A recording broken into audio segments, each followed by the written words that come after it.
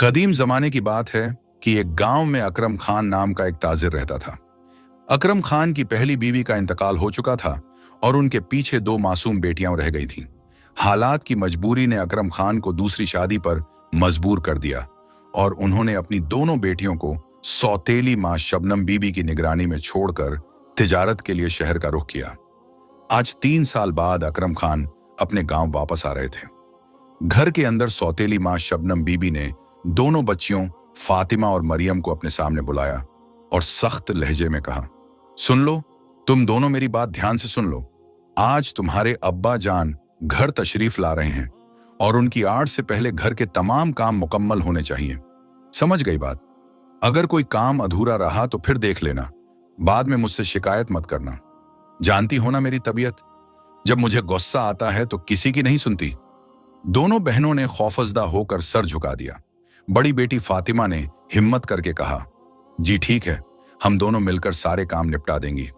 बस एक गुजारिश है, आज हमें मत मारना और खाने को भी कुछ दे दो। कल से हम दोनों ने बस सूखी रोटी खाई है। शबनम बीबी ने आंखें दिखाकर कहा, आज शाम को खाना मिल जाएगा, मगर याद रखना ये सब बातें अपने अब्बा जान को मत बताना, वरना एक दिन भी इस घर में नहीं रहने दूंगी। इतने में बाहर से आवाज आई। शबनम बीबी फौरन बाहर दौड़ी। अकरम खान 3 साल बाद घर वापस आए थे। अरे कैसी हो तुम, और मेरी बेटियां कैसी हैं? नजर नहीं आ रही, सौतेली मां शबनम बीबी ने मुंह बनाकर कहा। तौबा है जी, आते ही अपनी बेटियों की याद आ गई आपको। मेरी तो जरा भी परवाह नहीं हुई आपको। मैं तो दिन रात घर के काम करके इस घर की नौकरानी बन गई हूं। एक शौहर था इस घर में मेरा, वो भी आते ही अपनी बेटियों का हाल पूछने लगा मुझसे। मेरा तो हाल बुरा हो गया है, आपकी बेटियों को क्या होना है? अकरम खान ने तसल्ली देते हुए कहा, अरे नहीं नहीं, ऐसी बातें क्यों सोच रही हो? घर में वो दोनों भी हैं तो उनके बारे में पूछना तो बनता है ना। शबनम बीबी बोली, हाँ सब जानती हूं। अच्छा रहने दो, आपकी बेटियां तो सारा दिन खेलने निकल जाती हैं और जुबान तो तौबा तौबा। आपकी बड़ी बेटी फातिमा तो मुझे बात तक नहीं करने देती। तौबा तौबा, इतनी लंबी जुबान है उसकी और इतनी बदतमीजी, क्या ही बताऊं। ये सुनकर अकरम खान की पेशानी पर शिकन पड़ गई। क्या कहा तुमने? मेरी बेटियां बदतमीज हो रही हैं? कहां से सीखा ये सब? किसने इतना सर चढ़ा दिया? घर में क्या चल रहा है? आज ही पूछूंगा मैं उनसे, जो जवाब देना होगा देकर ही जाएंगी। मैं ऐसे चाल चलन बर्दाश्त नहीं करूंगा। शबनम बीबी ने जवाब दिया, हाँ जी, आप खुद पूछ लेना उनसे। मैं तो कुछ भी पूछती हूं तो झूठ बोल देती हैं। न जाने झूठ बोलने की आदत कहां से लग गई है उन्हें। और तो और अब क्या छुपाऊं आपसे, घर से चोरी भी करने लगी हैं। अकरम खान के कदम रुक गए। क्या चोरी? ये मैं क्या सुन रहा हूं? तुमने मेरी बेटियों की परवरिश नहीं की, मैं तो उन्हें तुम्हारे पास छोड़कर गया था। शबनम बीबी ने कहा, अरे जी, कहां की बात कर रहे हैं आप? वो तो मुझे मां समझती ही नहीं। कुछ भी पूछो कि कहां जा रही हो तुम दोनों, तो जवाब तक नहीं देती। और आप देखना, जब आप उनसे इन सब हरकतों के बारे में पूछेंगे तो देखना मुझे ही झूठा कहेंगी और घर भर की बातों से मेरा ही मुंह काला हो जाएगा। और जब मैं उन्हें मार कर या डांट कर ये सब गलत काम छोड़ने को कहती हूं तो गांव वाले कहते हैं कि सौतेली मां उन पर जुल्म करती है। अब आप ही बताइए, मैं करूं तो क्या करूं? अकरम खान ने गुस्से से हाथ हिलाते हुए कहा, बस बस, तुम्हें अब कुछ भी करने की जरूरत नहीं। जो करना होगा मैं खुद ही करूंगा। आने दो उन्हें। इधर दोनों बहनें जंगल में अपनी गाय चर रही थीं। तब बड़ी बहन फातिमा ने छोटी बहन मरियम से कहा, मरियम, बहुत शाम हो गई है, अब हमें घर जाना चाहिए। अब्बा जान भी पहुंच चुके होंगे। मैंने घास भी काट ली है। अम्मी से कहा भी था कि आज गाय को चराने हमें जंगल मत भेजो, मगर वो कब सुनती है हमारी। छोटी बहन मरियम ने फिक्रमंद आवाज में पूछा, दीदी, क्या हमारे अब्बा जान भी हमारे साथ ऐसा ही बर्ताव करेंगे जैसा हमारी सौतेली अम्मी करती हैं? अरे नहीं नहीं पागल, ऐसा क्यों सोच रही हो? हमारी अम्मी तो सौतेली हैं, मगर हमारे अब्बा जान तो हमारे अपने अब्बा जान हैं। ऐसा मत सोचो। हाँ दीदी, ये बात तो है, मगर मैंने सुना है कि अगर अम्मी मर जाएं और अब्बा जान दूसरी शादी करके सौतेली अम्मी घर ले आई तो समझो कि अब्बा जान भी सौतेले हो गए। नहीं नहीं, हमारे साथ ऐसा नहीं होगा। यकीन करो, आज हमारे अब्बा जान हमें देखकर बहुत खुश होंगे, तुम देख लेना। मगर सच तो यह था कि छोटी बहन मरियम बड़ी बहन से ज्यादा समझदार और ज़हीन थी। दोनों अपनी गाय लेकर अब घर की तरफ निकल पड़े। घर पर अकरम खान बेचैनी से चल फिर रहे थे। आने दो दोनों को, मैं खुद जाकर उनके कान खींच कर लाऊंगा। कहाँ मुंह काला करके घूम रही हैं। वो दोनों इस वक्त तक घर नहीं पहुंची। हद हो गई। बिल्कुल, आने दो। आज मैं एक एक बात साफ कर दूंगा। आज मेरा आखिरी फैसला है। अब बस ये तमाशा या लापरवाही इस घर में जरा भी नहीं चलेगी, बिल्कुल भी नहीं। इतने में दोनों बहनें गाय लेकर घर पहुंची। अकरम खान ने उन्हें देखकर गुस्से में पूछा, कहाँ थीं तुम दोनों? 3 साल बाद मैं आज इस घर में कदम रखता हूं और यहां आकर देखता हूं कि तुम दोनों घर पर ही नहीं। यही तहजीब सिखाकर रखी है। बाप लौट आया है और तुम्हें खबर तक नहीं। आज तो हद हो गई। अब आते ही तुम्हारी सारी हरकतों का हिसाब लेना पड़ेगा। बड़ी बेटी फातिमा ने डरते डरते कहा, अब्बा जान, हम तो अम्मी के कहने पर ही गाय को चरने जंगल गए थे, वरना हम कभी भी घर के बाहर नहीं जाते। फिर अम्मी ने आपको ये बात क्यों नहीं बताई? शबनम बीबी फौरन बोली, तौबा तौबा, कितनी झूठी हैं ये लड़कियां। तौबा तौबा, मैंने आपको पहले ही बता दिया था कि घर के पास इतना घास है और ये बेवजह गाय को लेकर जंगल चली गई। आजकल तो मैं हर रोज खुद ही गाय को चरने जाती हूं, मगर आज आपको दिखाने के लिए ये गाय लेकर जंगल चली गई थी। अब्बा जान, अम्मी झूठ कह रही हैं। छोटी बेटी मरियम ने रुक रुक कर रोते हुए मिन्नत की, अब्बा जान, हमने आज तक कभी अम्मी की इजाजत के बिना घर से बाहर कदम तक नहीं रखा। अम्मी, आप ऐसा क्यों बोल रही हैं? अब्बा जान को सच बता दीजिए ना। ये सुनकर अकरम खान ने सख्ती से हाथ उठाया। बस बस, खामोश हो जाओ तुम सब। अब जो फैसला करना होगा मैं खुद ही करूंगा। तुम दोनों अभी अपने कमरे में चली जाओ और सुबह तैयार रहना। मैं अपनी बेटियों को घुमाने ले चलूंगा और कल हम तुम्हारी फूफी के घर जाएंगे, ठीक है? ये सुनकर दोनों बहनों की आंखें खुशी से चमक उठी। क्या वाकई अब्बा जान? अब्बा जान, आप कितने अच्छे हैं। ये बात सुनकर फातिमा और मरियम दोनों बहुत खुश हो गईं और सुबह का बेसब्री से इंतजार करने लगीं। इधर सौतेली मां शबनम बीबी फिक्र में डूबी एक तरफ बैठ गईं और खुद से सरगोशियां करने लगीं। लगता है मेरे शौहर को मुझ पर शक हो गया है। ऊपर से ये मच्छर भी कुछ सोचने नहीं दे रहे। सुबह होने से पहले कुछ ना कुछ सोचना होगा। उसे ये खौफ था कि अब अकरम खान उसकी बातों पर यकीन नहीं कर रहा, इसीलिए वो अपनी बेटियों को सैर कराने ले जा रहा है। इसी फिक्र में वो पूरी रात सो नहीं सकी। जैसे ही सुबह हुई, इधर दोनों बहनें फातिमा और मरियम तैयार होकर अपने वालिद के पास चली गईं और दूसरी तरफ सारी रात न सो पाने की वजह से सुबह सवेरे सौतेली मां शबनम बीबी की आंख लग गई। इसी वजह से उसे खबर ही नहीं हुई कि उसका शौहर अपनी बेटियों को लेकर कब घर से निकल गया। अब्बा जान, हम दोनों फूफी के घर जाने के लिए तैयार हैं। हम अम्मी को बताकर निकलते हैं। अकरम खान ने कहा, नहीं नहीं, तुम्हारी अम्मी सो रही हैं, अभी उन्हें जगाना मुफीद नहीं। चलो, मैं तुम दोनों के लिए शहर से कुछ कपड़े लाया था, वो भी साथ ले चलते हैं। तुम लोग फूफी के घर कुछ दिन रहोगे तो काम आएंगे। ठीक है अब्बा जान, ये तो बहुत अच्छा रहेगा। फिर फातिमा ने खुशी से पूछा, अब्बा जान, आप भी हमारे साथ फूफी के घर रुकेंगे ना?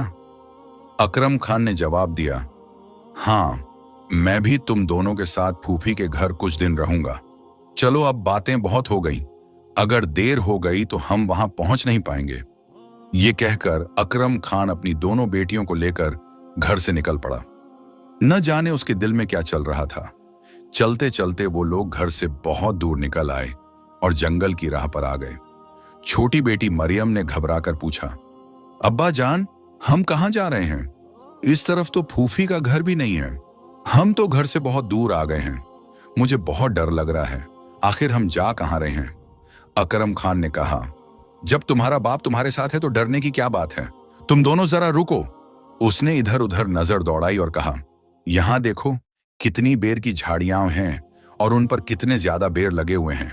मेरी बेटियों, मैं बहुत थक गया हूं। मैं यहां बैठता हूं। तुम दोनों मेरे लिए बेर तोड़ कर ले आओ। जब तक मैं खुद न बुलाऊं, तुम बेर चुनती रहना, ठीक है? छोटी बेटी मरियम ने खदशे से कहा, लेकिन अब्बा जान, शाम होने को है। अगर हम यहां और रुक गए तो रात हो जाएगी और हम जंगल में भटक जाएंगे। अकरम खान ने कहा, नहीं नहीं, हम बस पहुंचने ही वाले हैं। थोड़ा सा वक्त और लगेगा। तुम दोनों जाकर बेर चुनो। मैं इस पेड़ के नीचे बैठकर तुम्हारा इंतजार करता हूं। जब मैं तुम्हें बुलाऊं तो फौरन आ जाना। अपने वालिद की बात मानकर दोनों बहनें बेड़ चुनती चुनती आगे बढ़ गईं। मरियम को दिल ही दिल में कुछ शक हो रहा था, मगर अब्बा जान के कहने पर वह खामोश रही। इधर दूसरी तरफ अकरम खान ने बेटियों के जाते ही अपने हाथ में पकड़ी हुई लकड़ी जमीन में गाड़ दी और अपनी टोपी उतारकर उस पर रख दी। फिर वह इधर उधर देखने लगा। अचानक उसकी नजर एक बंदर पर पड़ी। अरे अरे, ये तो बड़ा जबरदस्त तरीका है। अब यही बंदर मेरा काम करेगा, मगर उसे जरा लालच देना पड़ेगा। हाँ, बंदर का पसंदीदा खाना केला यही काम आएगा। अकरम खान ने बंदर को अपनी टोपी पर बिठाया और उसे केले देते हुए खुद घर की तरफ चल दिया। बंदर केला खाते हुए आवाज लगाता रहा, चुनो बेटियों, बाप खड़ा है। चुनो बेटियों, बाप खड़ा है। बड़ी बहन फातिमा ने कहा, देखो मरियम, अब्बा जान की आवाज आ रही है। वह हमें और बेर चुनने को कह रहे हैं। चलो, जब तक वह कह रहे हैं हम चुनती रहती हैं। दोनों बहनें काफी देर तक बेर चुनती रहीं और इधर बंदर भी आवाज लगाता रहा। जब बंदर ने आखिरी केला खा लिया तो एक केले का छिलका नीचे गिर गया और बंदर एकदम खामोश हो गया। अब दोनों बहनों ने महसूस किया कि अब्बा जान की आवाज आना बंद हो गई है। मरियम ने घबरा कर कहा, फातिमा आपा, अब्बा जान की आवाज नहीं आ रही। लगता है वह हमें वापस बुलाना चाहते हैं। बहुत देर हो गई है, अब तो रात होने को है। दोनों बहनें दौड़ती हुई उस जगह पहुंची जहां पेड़ के नीचे उनके वालिद बैठे थे, मगर वहां अपने वालिद की जगह एक बंदर को बैठा देखा। ये मंजर देखकर दोनों को सब कुछ समझ आ गया। मरियम की आंखों से आंसू बहने लगे। फातिमा आपा, आप सच कहती थीं। हमारे अब्बा जान हमें इतनी दूर जंगल में छोड़ने ही आए थे और वो हमें छोड़कर चले गए। अब हम क्या करें, कहां जाएं? फातिमा ने हिम्मत बांधते हुए कहा, मुझे तो पहले ही शक था, मगर अब रोने से कुछ नहीं होगा। अब हमें अपनी मदद खुद करनी होगी। आओ, आज रात गुजारने के लिए कोई ठिकाना तलाश करते हैं। कोई शहजादा हमें महल में लेकर जाने नहीं आएगा। चलते चलते दोनों बहनें एक झोंपड़ी के पास पहुंची। फातिमा ने हैरत से कहा, मरियम, यहां तो चूल्हा भी है। लगता है यहां कोई रहता है। अंदर चलकर देख लेते हैं। मरियम ने डर से कहा, ऐसे ही अंदर जाना ठीक नहीं, कहीं किसी और मुसीबत में न फंस जाए। मगर अगर हम सारी रात इस घने जंगल में रहें तो जंगली जानवर हमें नुकसान भी पहुंचा सकते हैं। आखिरकार हिम्मत करके दोनों अंदर दाखिल हो गईं। झोंपड़ी खाली थी। ये देखकर वे मुतमईन हो गईं और वहीं रात गुजारने लगीं। यूं वक्त गुजरता गया। दोनों बहनें जंगल से फल लाती, बाजार में बेचती और उसी कमाई से अपनी जरूरतें पूरी करती। देखते ही देखते कई साल गुजर गए। अब दोनों बहनें जवान हो चुकी थीं और इतनी खूबसूरत थीं कि जो भी उन्हें देखता देखता ही रह जाता। एक दिन मरियम ने कहा, फातिमा आपा, आज मैं जंगल थोड़ा दूर तक जा रही हूं ताकि ताजा फल ला सकूं। बाजार में अच्छी कीमत मिलेगी। मेरे आने तक आप खाना बना लेना। फातिमा ने जवाब दिया, लेकिन मरियम, मुझे भी आज बाजार जाना है और घर का राशन लाना है। मैंने कल ही कुछ फल तोड़ लिए थे, वो खराब हो जाएंगे। मरियम की आंखों में नमी आ गई। आपा, मेरा तो आपके सिवा कोई नहीं। जब मैं घर आती हूं और आप नहीं होती तो मुझे बहुत डर लगता है। मैं आपको खो देने से बहुत डरती हूं। फातिमा ने मोहब्बत से कहा, अरे तुम ऐसा क्यों सोचती हो? मेरा भी तो तुम्हारे अलावा कोई नहीं। मैं तुम्हें छोड़कर कहां जाऊंगी, बताओ तो सही। और अगर कभी कहीं दूर जाना भी पड़ गया तो तुम्हें बताकर ही जाऊंगी ना। फातिमा ने कुछ सोचते हुए आगे कहा, और अगर कभी ऐसा हो कि मैं तुम्हें बताए बिना चली जाऊं तो यकीन रखो ऐसा कभी नहीं होगा। मगर अगर खुदा न ख्वास्ता ऐसा हो भी गया तो मैं तुम्हारे लिए कोई निशानी जरूर छोड़कर जाऊंगी। मरियम ने हैरानी से पूछा, निशानी? कैसी निशानी? फातिमा ने कहा, ऐसी निशानी जो मुझे तुम तक पहुंचा सके। खैर, इस पर फिर कभी बात करेंगे। अभी मुझे बहुत देर हो रही है, मैं बाजार जा रही हूं। तुम कल के लिए फल तोड़कर ले आना। इतना कहकर फातिमा बाजार की तरफ रवाना हो गई और मरियम घर के कामकाज में लग गई। फातिमा इतनी खूबसूरत थी कि जब वो बाजार जाती तो रास्ते में एक चादर से अपना चेहरा ढांप लेती ताकि किसी की नजर उस पर न पड़े। इत्फाक से उसी रियासत का बादशाह भी उस दिन जंगल में शिकार के लिए निकला हुआ था।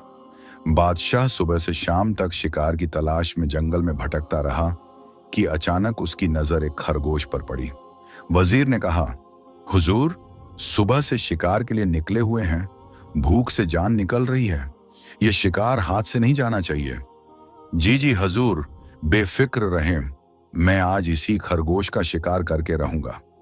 यह कहकर वजीर ने तीर चलाना शुरू किया और कई कोशिशों के बाद आखिरकार एक तीर जाकर खरगोश को लग ही गया।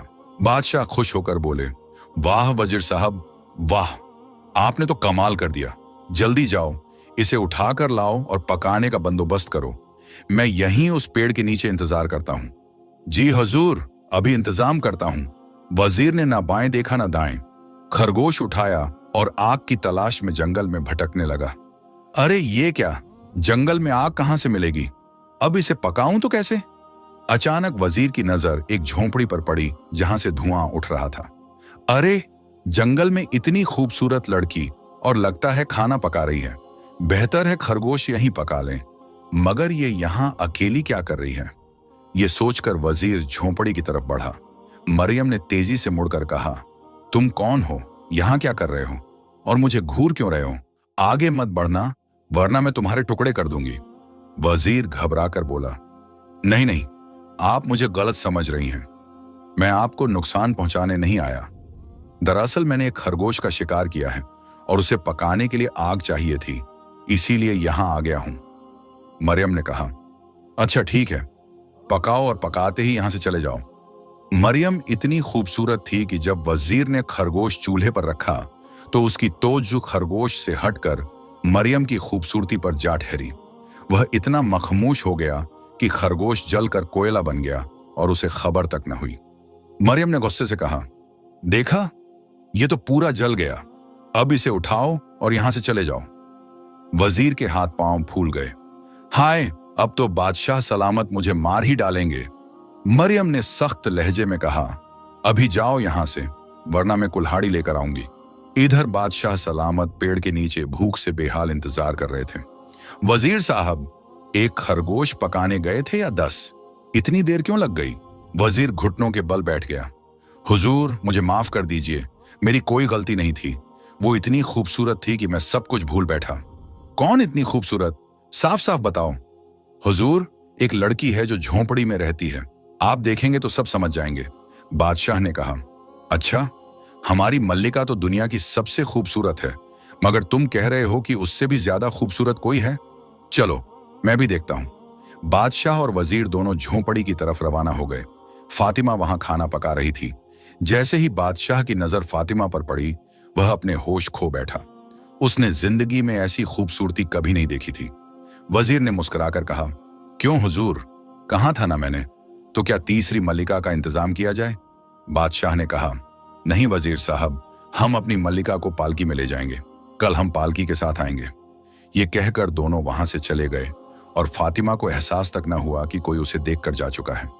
अगली सुबह दोनों बहनें बातें कर रही थीं। फातिमा ने मरियम से कहा, कल एक आदमी आया था खरगोश लिए हुए, इतना भोला था कि पूरा खरगोश जला बैठा।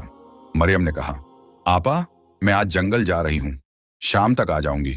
दरवाजा अच्छी तरह बंद रखना, किसी के लिए मत खोलना। मरियम के जाने के बाद फातिमा अकेली रह गई। थोड़ी देर बाद उसे घोड़ों के सुमों की आवाज सुनाई दी। वह बाहर निकली तो देखकर हैरान रह गई। फातिमा की बारात उसके दरवाजे पर खड़ी थी। वजीर ने आगे बढ़कर कहा, मैं राजगढ़ के बादशाह असद खान का वजीर हूं। हमारे बादशाह आपसे निकाह करना चाहते हैं। यह सुनकर फातिमा की आंखें भर आईं। जिसे उसके वालिद ने जंगल में छोड़ दिया था, आज वही बादशाह की मलिका बनने जा रही थी। मुझे ये निकाह कबूल है। फातिमा अंदर गई, अपनी पोटली ली और सरसों के बीज मुट्ठी में भरकर रास्ते में गिराती चली गई। कुछ देर बाद मरियम वापस आई, मगर झोंपड़ी खाली थी। आपा, आपा कहाँ हो? आपा, आपा कहाँ हो? मरियम की आवाज जंगल में गूंजती रही, लेकिन हर तरफ सन्नाटा था। 2 दिन गुजर गए, फिर एक रात तेज बारिश हुई। अगली सुबह जब मरियम की आंख खुली तो उसने देखा जमीन पर सरसों के पौधों की एक सीधी लकीर बनी हुई थी, जैसे किसी ने रास्ते की निशानी छोड़ी हो। मरियम समझ गई, उसकी आंखें भर आईं। वह बोली, आपा मुझे छोड़कर नहीं गई थी, ये निशानी मेरे लिए छोड़ी गई है। यह कहकर मरियम उस रास्ते पर चल पड़ी। वह चलती रही और काफी दूर निकल आई। तभी उसने देखा कि यही रास्ता एक बादशाह के महल की तरफ जाता है। जैसे ही मरियम महल के बाहर पहुंची, उसका शानदार स्वागत किया गया, क्योंकि आज महल के बाग में सरसों के फूल उग चुके थे। उन्हें देखकर फातिमा पहले ही समझ चुकी थी कि उसकी बहन आज जरूर आएगी। जैसे ही फातिमा की नजर मरियम पर पड़ी, वह बहुत खुश हो गई। दोनों बहनें एक दूसरे से लिपट गईं और देर तक रोती रहीं। इसके बाद फातिमा ने अपनी बहन मरियम की शादी वजीर से करवा दी और फिर दोनों बहनें सुकून और खुशी के साथ महल में रहने लगीं। जिन दो बहनों को कभी बेकार समझकर जंगल में छोड़ दिया गया था, वही दोनों बहनें आज महल की शान बन चुकी थीं। अगर आपको आज की ये कहानी पसंद आई हो तो हमारे चैनल को जरूर सब्सक्राइब करें।